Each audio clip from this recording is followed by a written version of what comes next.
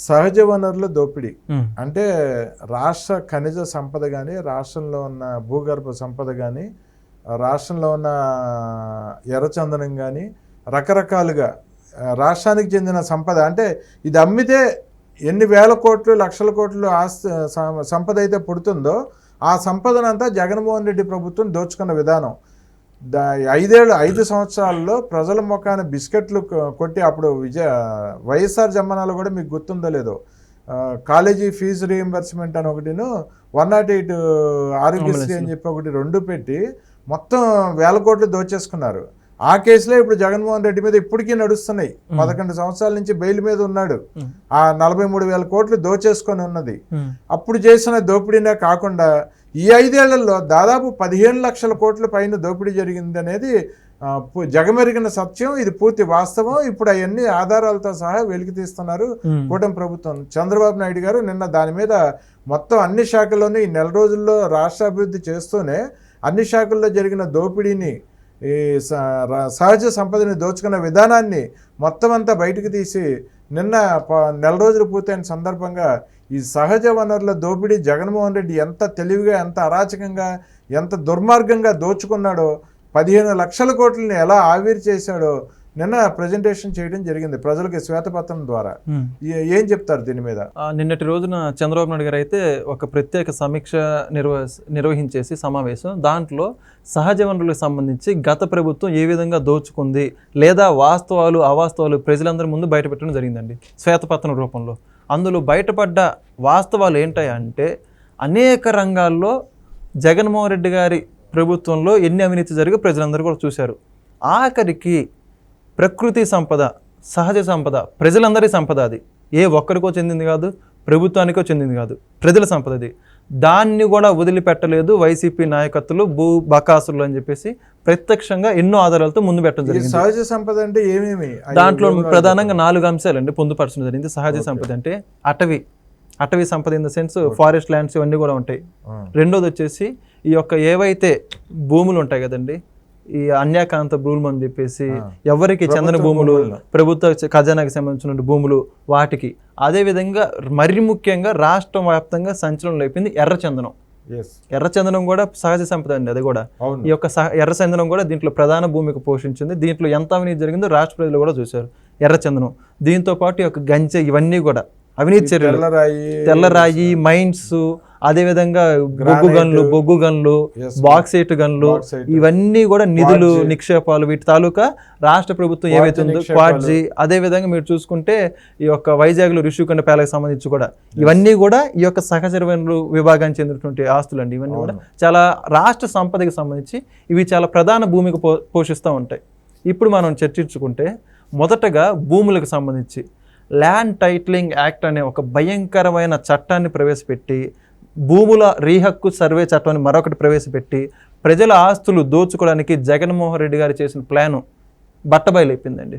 ఎన్ని వేల ఎకరాలు చంద్రబాబు నాయుడు గారికి సంబంధించినటువంటి బినామీలు అని చెప్పి వీళ్ళు ఏదైతే ఆరోపణలు చేస్తూ ఉన్నారో అన్నీ కూడా, అమరావతిని కూడా దోచుకున్నారు వీళ్ళు.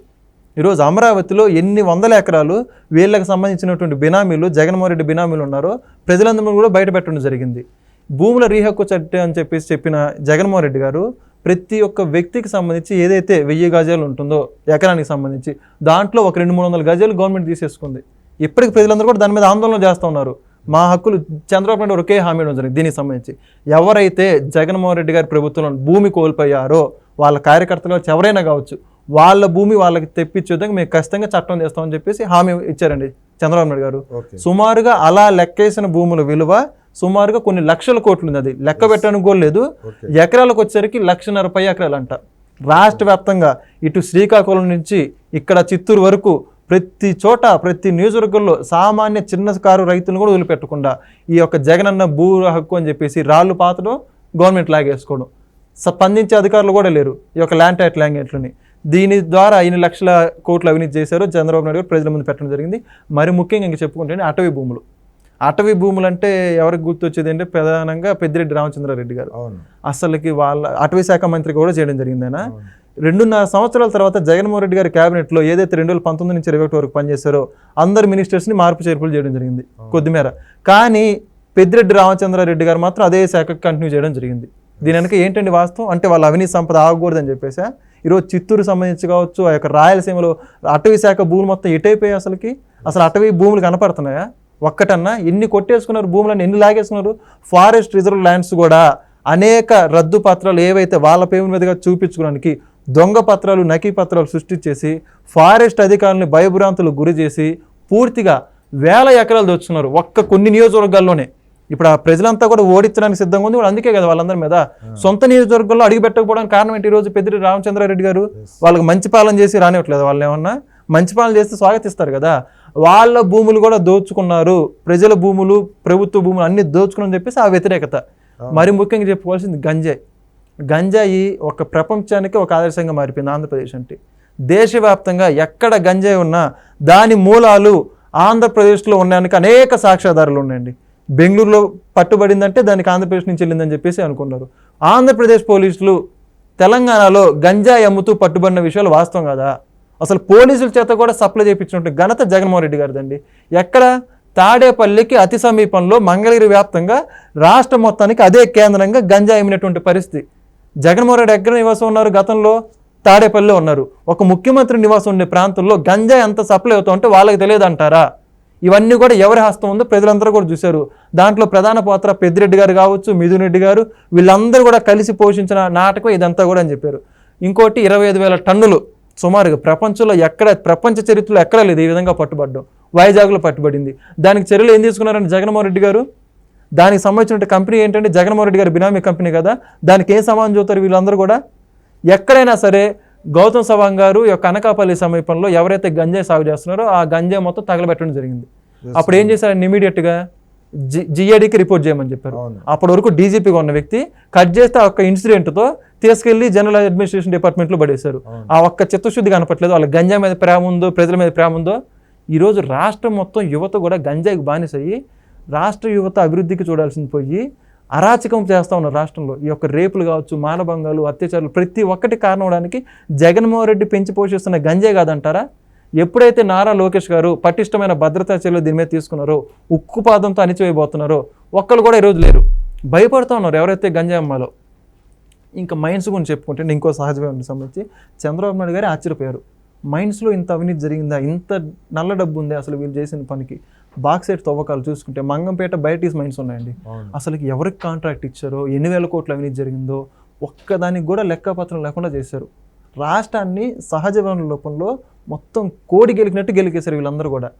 ఏ విభాగానికి సంబంధించి ఏ అధికారులు ఎటు చేశారో కూడా తెలియదు. ఇసుక కూడా ఈ కేటగిరీకి కింద వస్తుందండి. ఇసుక అయితే మరి ముఖ్యంగా ప్రజలందరికీ తెలిసిన జగమెరిగిన సత్యమే. జగమెరిగిన సత్యం ఇసుకలో. ఇసుక సంబంధించి మైన్స్ శాఖ వెంకటరమణారెడ్డి గారు ఏమైపోయారు? ఈరోజు సిఐడి చేస్తున్న ఆరోపణలు ఎదురుకాక లీవ్ పెట్టి ఎటు వెళ్ళిపోయారో కూడా తెలియదు. వాళ్ళందరూ కూడా డిప్యుటేషన్ మీద వెళ్ళాలనుకుంటున్నారు.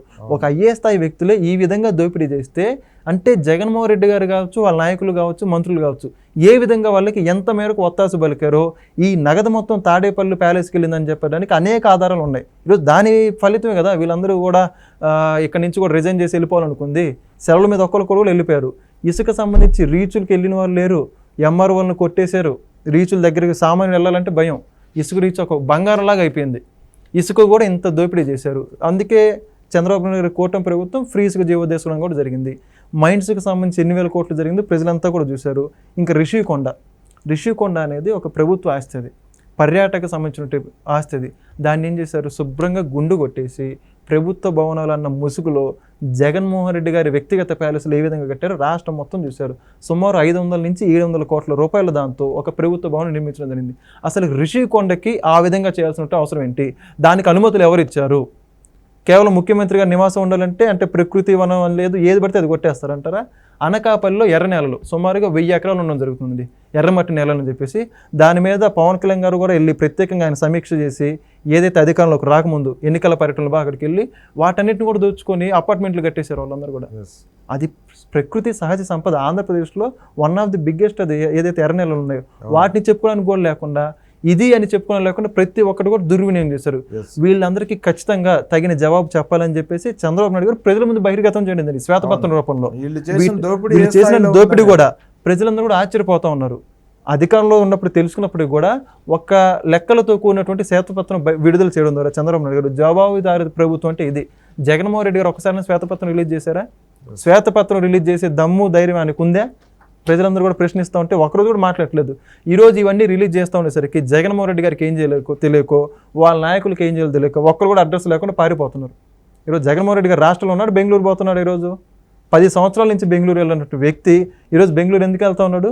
వాళ్ళ నాయకులు అంతర్గత సమస్యలు అన్నీ కూడా ఎందుకు వస్తూ ఉన్నాయి?